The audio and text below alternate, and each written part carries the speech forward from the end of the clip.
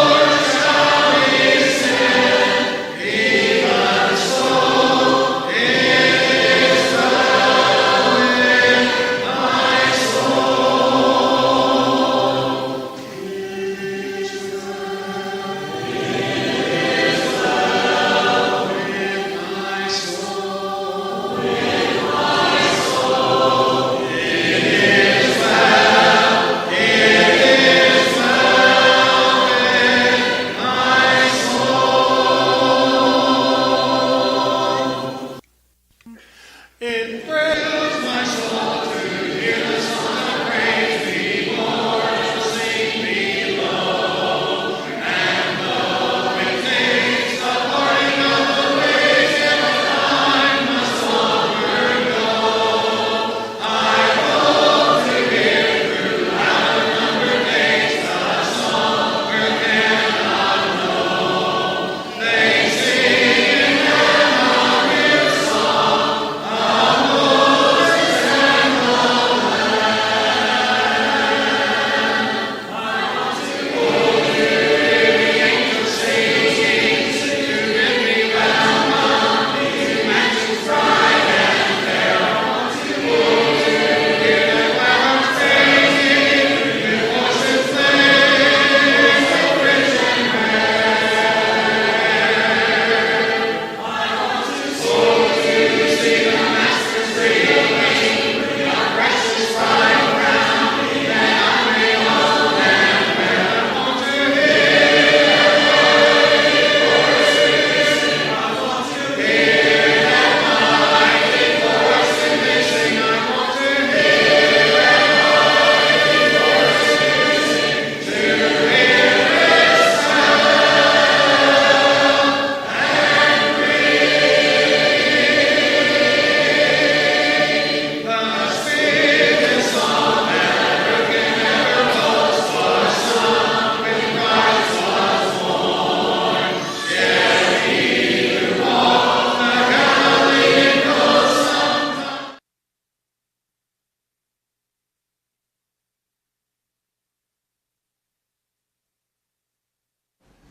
Test, okay. All right, so we're in Hosea chapter 8, and may go a little faster tonight. Chapter 8, chapter 9 kind of go together. We probably won't finish 9, but we'll get into it hopefully. And it's kind of a continuation of chapter 7, really. So we'll just jump right into it. It says, set the trumpet to your mouth. I'm not really sure who he's talking to here when he says your mouth, but the point is somebody's supposed to sound an alarm that there's a problem here. And then he says, he shall come like an eagle against the house of the Lord. The word eagle there, it can be translated eagle, but it can also be translated vulture, and probably should be translated vulture. So the state symbol for Assyria was a type of vulture that is common in that area. And so this is referring probably to one of two things. It's either talking about Assyria, and it's using the state symbol for Assyria, just like the bald eagle is our national symbol. Assyria used a vulture as theirs. Or it may be calling one of Israel's kings a vulture. Possibly Menahem, since he assassinated the prior king so he could become king.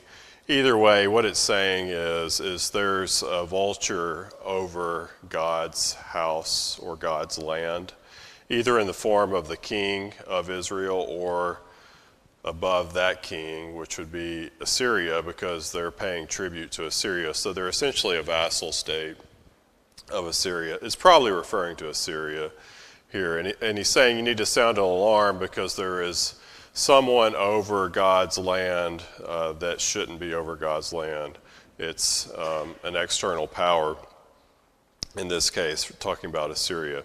So he says, because they have transgressed, I'm reading from the wrong translation, because they have transgressed my covenant and rebelled against my law. So why is it that Israel has found itself in the situation that it's in, which is they are in a situation with a lot of political turmoil, and they're kind of on again, off again, where they are subject to another nation ruling over them. And he's asking the rhetorical question, why is it that they're in this situation? Well, they're in the situation because they've broken God's law, okay? And this is what God said would happen as you go back and read in Deuteronomy. The law has blessings and curses to it. If you keep God's law, he will bless you. If you break God's law, he will curse you. And this was the curse, that if you broke the law, then you would go into captivity, and God would spew them out of his mouth and out of his land, and they would go into captivity as a result. And so he's saying that, the situation you find yourself in is because you have broken the covenant and you've rebelled against my law. Okay, so moving on. Verse 2, it says, Israel will cry to me.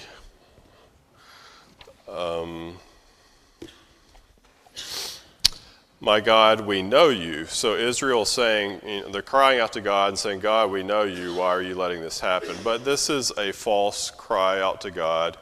They don't really know God. Okay, we keep seeing this problem over and over and over again through Hosea, where one of the fundamental problem of the people is they think they know God, but they don't really know God. Okay, and the root cause of that is their priests are not teaching the people who God is. And so now the nation as a whole has become ignorant of who God is. They don't really have a correct fundamental understanding of God. And as a result, they break God's commands and God's law because they don't understand who he is. And you could say that this is a very similar situation to what we have going on in our country today. Even people who claim to know God really don't know God or his word to be able to follow him and obey him the way God wants them to. Okay, so this is a false cry out to God. So it's very reminiscent of what Jesus says, where he says, in that day many will cry out to me, Lord, Lord, and he says, well, I'll turn around and say to you, I never knew you. Okay, and that's basically what Hosea is saying here. God is saying, you can cry out to me all you want, I don't know who you are. And so that's the situation they're finding themselves in. Right, verse 3, it says, Israel has rejected the good, and by good it means God. The enemy will pursue him. All right, so the enemy could be one of two things here. It could be Assyria is going to pursue them. But more likely, it's actually saying God is their enemy. Okay, so once they have broken God's command, then God becomes, instead of him being their God and their supporter, he becomes their enemy. Okay, so he may be the one pursuing them, either directly or indirectly by God using Assyria to pursue them. Okay, but the root enemy is for them is God. Okay, all right. Verse 4, it says, "They set up kings, but not by me." So when you look at Israel's history, all of their kings are illegitimate. None of them had the right to be on the throne of Israel. The country never should have begun to begin with. And so each of the kings is illegitimate. So he's saying they set up kings, but I'm not the one who's approving this. Okay, particularly the ones at this particular time where you're in a lot of turmoil and you have a lot of assassinations, and then one king gets assassinated, another person takes over, then that one gets assassinated, and so forth.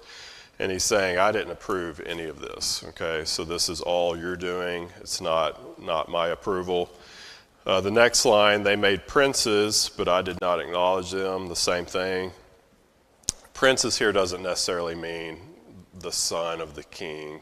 It can mean government officials and so forth. So he's saying, I didn't approve of the people that you put into power.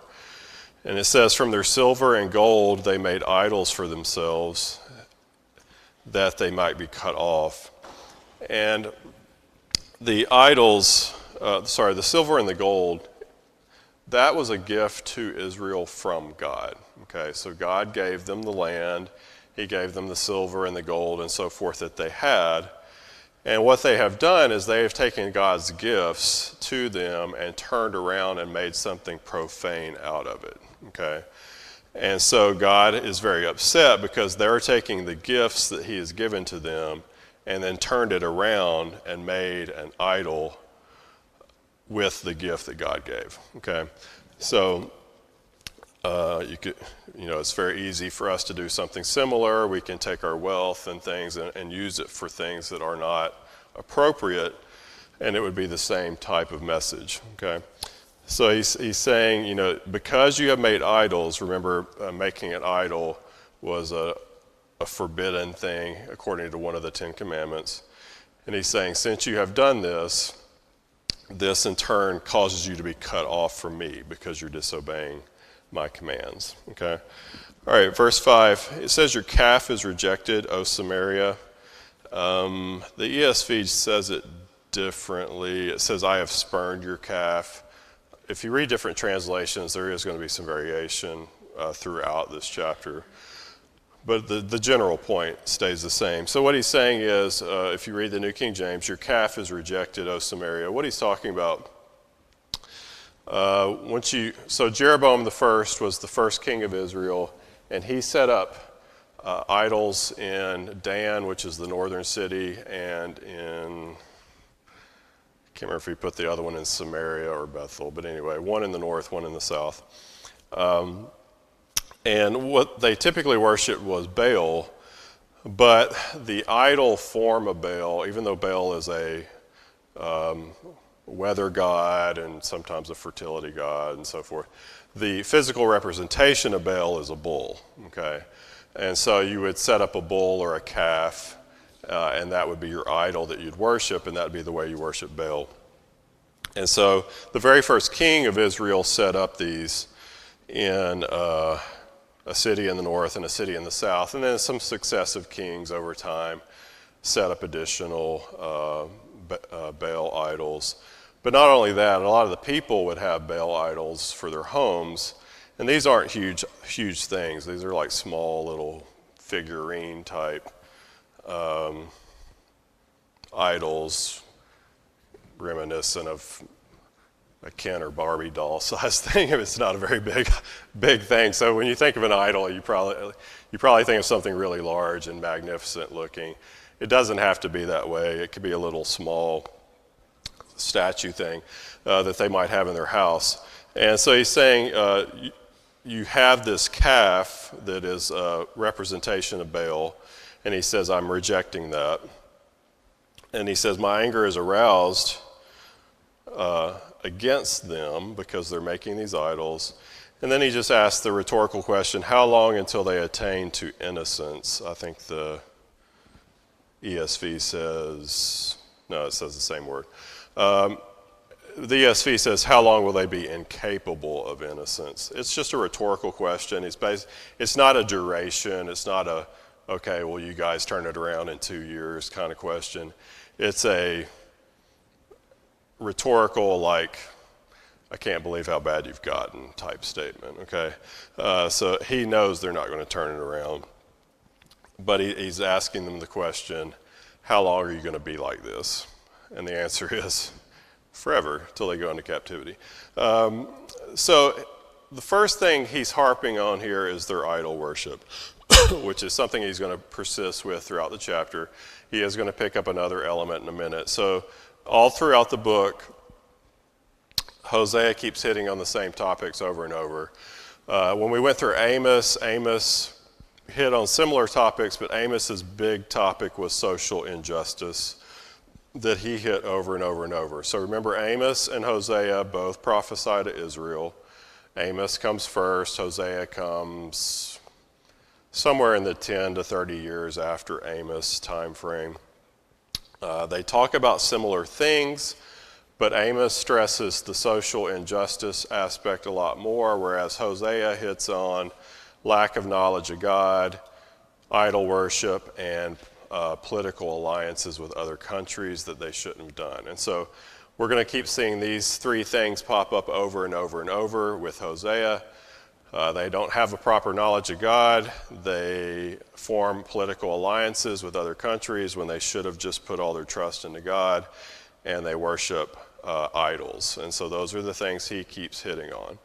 Okay, so what he's hitting on hard here to begin with is their idol worship. Okay, verse 6. For from Israel is even this. It's a little wonky the way the New King James word this verse. I'm just going to read it out of the ESV. It's a little clearer. It says, for it is from Israel a craftsman made it. In other words, these idols, they come out of Israel. Somebody in Israel made it. It is not God. the calf of Samaria shall be broken to pieces. Okay, so what is he saying? He's saying you guys have made these idols out of the things that I gave you as a blessing. So you're taking the materials of the land that I blessed you with, you're taking the gold and the silver that I blessed you with, and from that you're making an idol. Now you have to kind of stop and think about this for a second. How stupid is it to worship something that you made with your own hands? Who in turn are you actually worshiping if you worship something you made yourself? Yourself. Good, B. You're worshiping yourself, okay? So he's saying that, obviously that's dumb. Now, you have to back up and understand how they thought about this. So I'll pause and explain how this works. The little figurine statue thing, how they interpreted these things is the person who made the figurine or the statue, there would always be some kind of religious service done for this thing. And what they would do is they would appeal to the god to have a portion of the god come and inhabit the statue, okay? So it's not just that, say I make a little, stick figure and set it here and I tell you that's my statue, that's my little god. Obviously that would be stupid and nobody would believe that that's a god. But if I sat up here with candles and smoke and did some silly incantations and told you my little god just went into that thing, you'd also think that's stupid. But you can see how somebody might think, okay, well maybe somebody might believe that there is a portion of that God in that little statue. And that's how they thought about it. So it's a little deeper than just you make a little statue and you fall down and worship it. But it still, to us, particularly in retrospect, it all sounds very ridiculous. But that's the way they looked at it. So what he's saying is, you guys are making these statues, you're worshiping it, but don't you realize you're the one who made it? Therefore, if you made it, you're just worshiping yourself, okay? But the other key thing to notice here, one, it's a violation of one of the Ten Commandments, obviously. But the other thing, which is more, maybe not obvious, but more important, when you go back to Deuteronomy and, the Pentateuch, the first 5 books, when God established the covenant with the people, he did not allow the people to see him, okay? Now, they heard him, but they didn't see him. And there's a very significant reason for that, okay? God never wanted the people to make an image of him, because he didn't want them to fall down and worship little statues of him, okay? So you can go through archaeology and you can find statues of Baal and all these other false gods from the ancient Near East, but you can't find an archaeological representation of Yahweh. Why? Because they didn't make one, okay? Because they didn't know what God looked like, because God never showed himself to them, okay? So what he is saying here in this verse is the second line, a workman made it, and it is not God. What he is saying is God is the creator of everything. God is not created by something else, okay? So he's saying, I made everything. You can't make some little physical representation of me. I'm not a little statue that you can make and fall down and worship. You don't even know what I look like to make one that's supposed to represent me. And so he's making the point that you are worshiping these little things that you made, but I am much greater than all that. I made everything, and there is nothing that you can create that would embody who and what I am. John, do you have? Okay. There are groups today that still worship like. Okay. I mean, there's statues, and they are Catholics, the Episcopal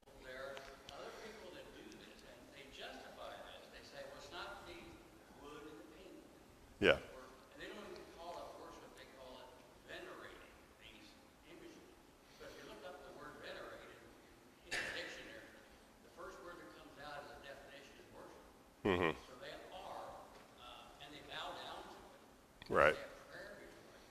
But you ask them, what are you doing then? And they say, well, we're venerating the image, not the with the paint, but the image that what it represents. Mm-hmm. So it's an image of John the Baptist, Mary. We're venerating, what it represents, not the statue itself. And step back and just think about that for a minute. What in the world? And they are Yeah. that. Anybody else that walks by and see them prostrate in front of that statue, what message is that? Right. So they can say anything they want about it, but they are worshiping. Okay. So if you didn't hear, and for anybody online, and I'll try to summarize what John said real briefly, and correct me if I don't say it exactly right. So he was making the point that there are groups today who claim to be Christian who actually still do this very thing. They have statues that they fall down and worship, statues of Mary or John the Baptist or even Christ, for instance. And they'll fall down and worship it, but the way they try to circumvent it and say they're not worshiping it is they say that they are venerating that individual through the representation of the physical thing, okay? Is that an adequate summarization? Okay. And John was making the point that, God was telling them then they shouldn't be doing this, therefore you can surmise that he also would not be happy for people doing something similar today. Okay. Yeah. If I, as an individual, could venerate that statue, then I would still be putting myself way Okay, B makes an interesting point. B says if she was somehow worthy enough to venerate the statue, would that not therefore elevate her in some way equal to or above the person of the statue? And in a sense, you are then in turn worshiping yourself because you're elevating yourself to a certain level that you're not. That's basically what you're saying. Is that true? Okay. So yeah, that's an interesting way to look at it too, that by doing such, you are placing yourself in a position above where you really are. Okay, so we'll move on with that. All right, so it says, okay, so the last line of verse 6, but the calf of Samaria shall be broken to pieces. So God is saying, eventually I'm going to do away with this. When they go into captivity, all this stuff will be destroyed. Okay, verse 7, they sow the wind and reap the whirlwind. This is the same concept of as you sow, you reap what you sow. And what he's saying is they sow the wind. The word wind there is standing for the idea of evil, something evil. So he's saying you sow evil and in return you reap something significantly even more evil. So a whirlwind is bigger than just a regular wind. So he says the stalk has no bud, it shall never produce meal. If it should produce, aliens would swallow it up. I'm not quite sure what he's getting at here, but I think what he's saying is once you go into captivity or the Assyrians come, what produce you have is going to be destroyed, or what is left, the aliens, which are the foreigners, the Assyrians, they're going to come in and take everything for themselves. So everything that you are, they're worshiping Baal for, Baal is a storm god, but he also is someone you worship to try to get better crops. And what he's saying is by, worshiping Baal, all this is eventually going to crumble down upon you and fall apart. And whatever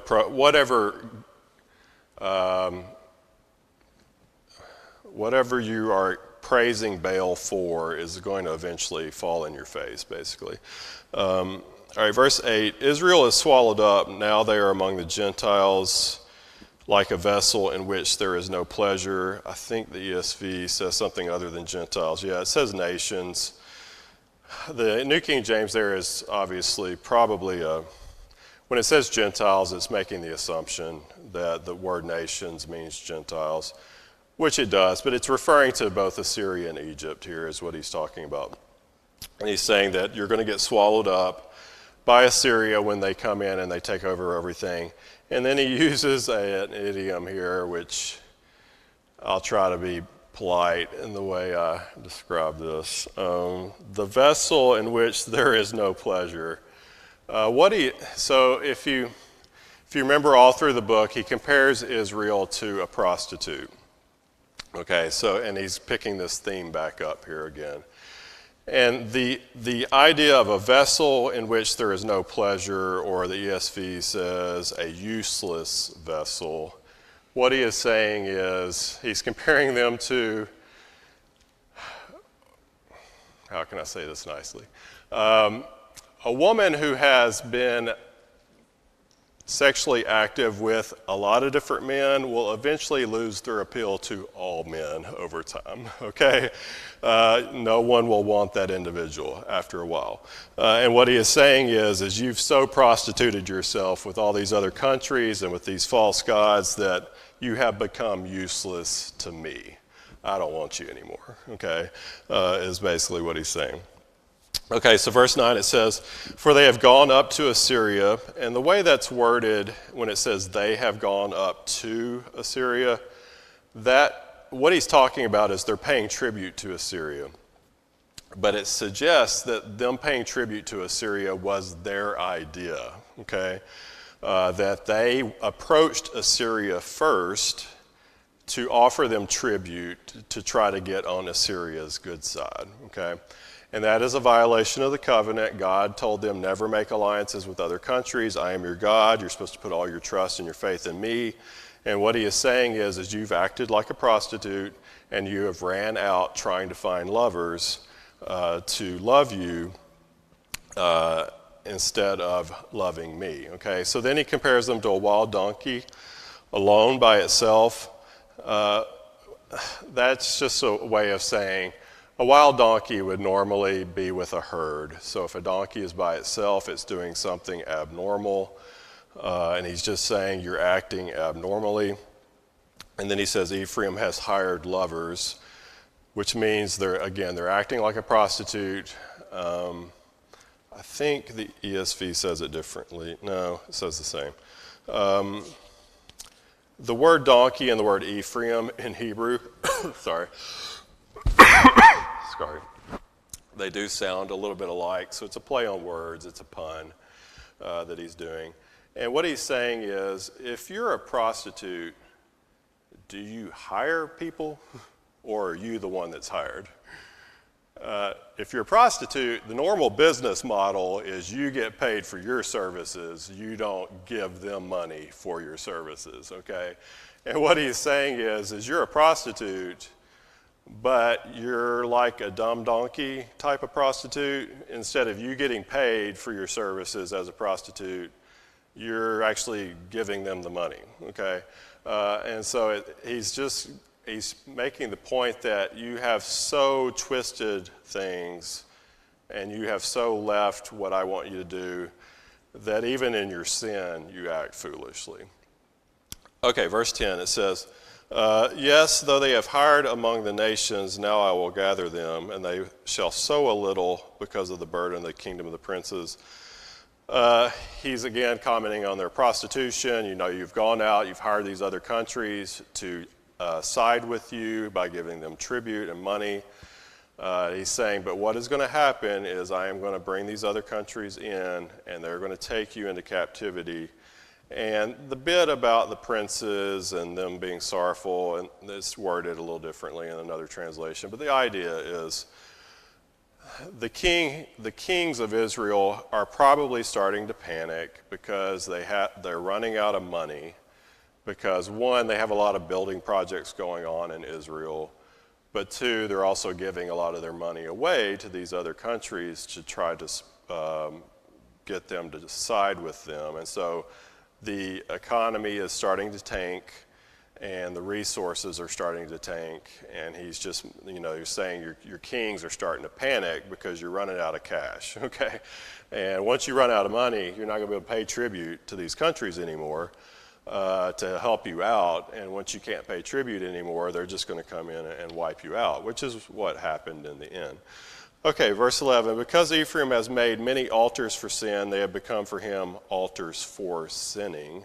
Now on the surface this is a little weird sounding.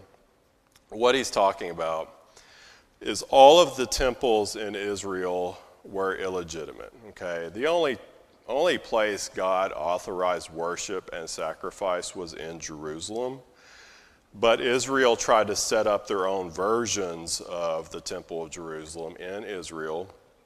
So initially they had the one at Bethel, but then they multiplied and created more. And so what he's saying is, you have these altars that you sacrifice on to me, which are supposed to be altars that you offer sin offerings on.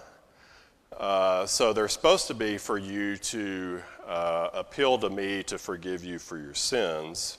But what they are really is just more sinning, okay? Because these are not approved altars. I didn't say you could build them. And so therefore everything you do on them is an abomination. So instead of but they thought they were doing the right thing, okay? So they thought that them offering these sacrifices on these altars would appease God and God would forgive them. And God is saying, nope, that is wrong. I never told you to do this. I didn't approve it. And the fact that you're doing it is also sinful, okay? So what did they do? Did they get rid of the altars? No, they doubled down and built even more, okay? And so he's just saying you're just adding more sin and more sin and more sin on top of everything. And you think you're doing the right thing, but you're just going further and further and further away from me. All right, so verse 12, the ESV says it a different way than the New King James. And so the ESV maybe makes a little more sense. It says, were I to write for him my laws by 10,000s. The New King James just says, I have written for him the great things of my law. Doesn't add in the part about 10,000. The idea is, so the word there for law is Torah. If you remember, the first 5 books of the Old Testament are called the Torah, which are the law. So he's probably referencing those first 5 books, which are the books of the law. And he says, I've written these things for you. But if you look at the ESV, he says, if I had written these things for you 10,000 times, it doesn't make any difference. And why does it not make any difference? It's because they were considered a strange thing, okay? And I want to park here for just a minute. So why had God's law become a strange thing to them? Well, it goes back to the whole idea. Remember, this is a time we don't know what the literacy rate was exactly, but it wouldn't be 100% like it is, essentially is in our country. Also, not everybody would have a copy of the Torah, the first 5 books, in their house. In fact, most people wouldn't. So the only way you really know what it says is while you're at the worship services, the priests are supposed to be teaching and reading this stuff to you, okay? But the priests aren't teaching it, and so therefore the people don't know, okay? The priests are the ones primarily guilty for not explaining God's law to the people. So what happens over a period of time when people don't know God's law? The truth becomes strange to them, and fiction becomes reality, okay? So all of these things that they're doing, in their mind, they think they are doing the right thing, okay? They think they're worshiping God the way God wants them to worship. They don't see a problem with worshiping Baal on Wednesday and God on Saturday. They don't see an issue with having Baals in their home. They don't see an issue with foreign alliances. Why? Because they don't know what the law actually says. They don't know that all this is wrong, okay? Fast forward to today. How many sins in our current culture would have been an abomination 20 years ago, 40 years ago?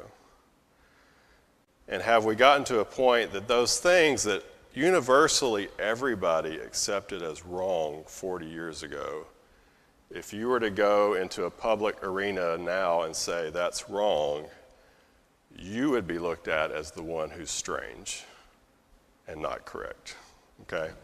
If you go into a public school today and you teach that kid that God is the creator and you're not evolved from monkeys, how will the kids look back at you? That's not what they've ever heard.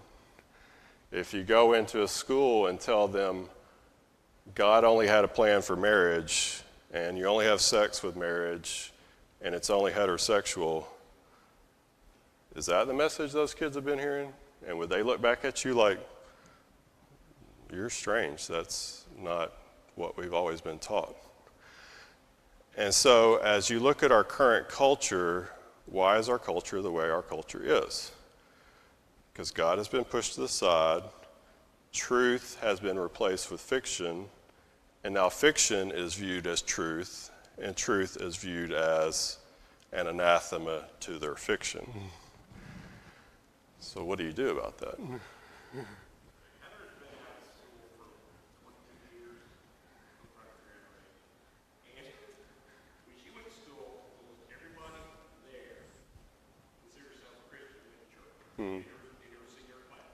Right.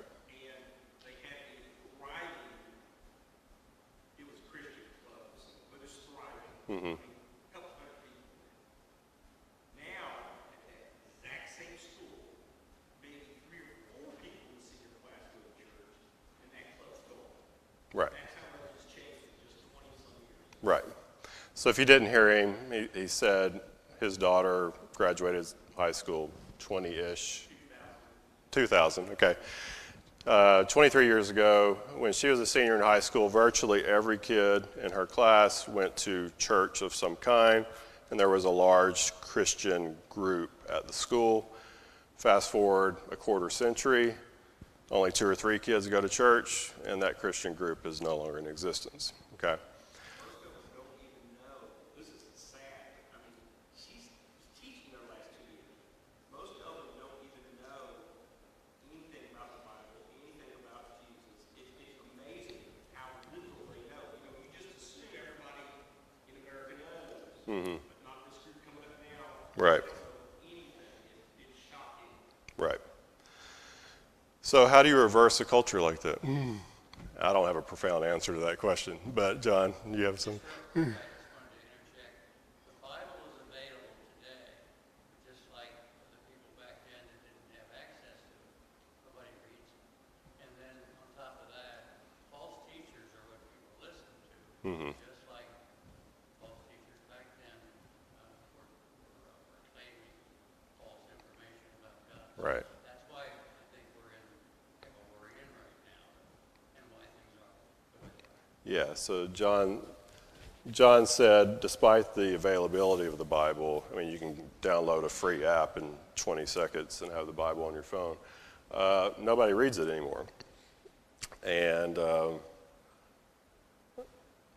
was about to say something else, but I'll scrap that for the instance of time.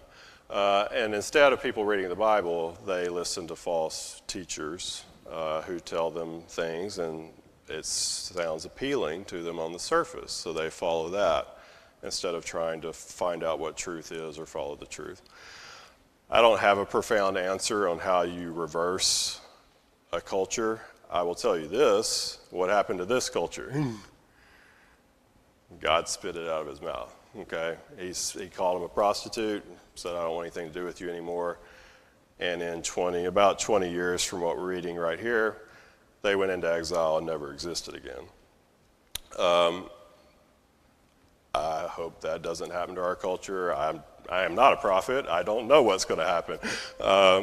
But we have a tall task ahead of us if we're going to reverse anything that's happening in our country. Okay. I know that was the first bell, so we'll try to finish this chapter. Let's see. Okay, verse 13. For the sacrifices of my offerings, they sacrifice flesh and eat it, but the Lord does not accept them. What he's talking about is, yeah, you guys are offering sacrifices to me. And the way they were supposed to offer the sacrifice is they would offer part of it, and then part of it they would get to keep, and part of it the priest would keep. And so the offerer would eat some of it, the priest would eat some of it, and some of it would be offered on the altar. The same with the wine, which I think he's going to mention here in a second, or early in the next chapter, I don't remember which. But the idea is you're doing this, you're offering these sacrifices, and maybe technically you're doing it the way you're supposed to if you were doing it in Jerusalem.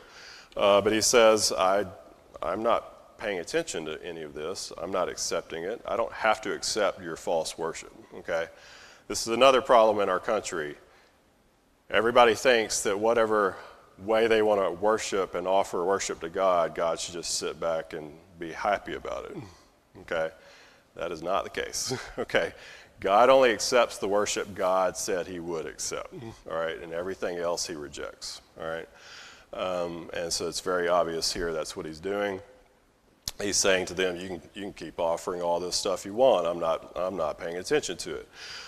He says in the middle of 13, now he will remember their iniquity and punish their sins. They shall return to Egypt. And he's saying, I'm going to remember all of your sins and what you have done. And then the part about returning to Egypt is not a literal return to Egypt. What he's saying is, you guys were in captivity in Egypt for 400 years, and I saved you. I got you out, okay? And what he is saying is, I'm letting go of you, okay? And you can go back into captivity like you were when you were in Egypt, all right? Now, they don't go to Egypt this time. They go to Assyria. But the idea is the same. Once God is not protecting them, they're just going to fall back into captivity. So he saved them out of captivity. Now he is letting them go back, okay? Verse 14, for Israel has forgotten his maker. The word maker there does not mean God though God is the creator of all things. That is not what it's referencing. It's the creator of the covenant, okay? So he's saying, for Israel has forgotten the one who made the covenant with them. He has built temples. So all these sorry, I thought that was me at first. He says, you guys have built all these temples in Israel. None of them are legitimate. And then it says, Jude, what they were supposed to do, was put all their faith in God, okay? And that is not what they did. Instead, what they did, which is the third line of the last verse, Judah has also multiplied fortified cities. They were preparing for an invasion from Assyria, and they built all these fortified cities around throughout the country. And he's saying, you shouldn't have done this. There was no reason to do this. If you would have just put your trust in me and followed me and did what I said, I would have blessed you. You wouldn't have been invaded. So this stuff was all a wasted effort. You're building temples that I didn't approve. That was a waste of time. You built these cities that you didn't need. That was a waste of time.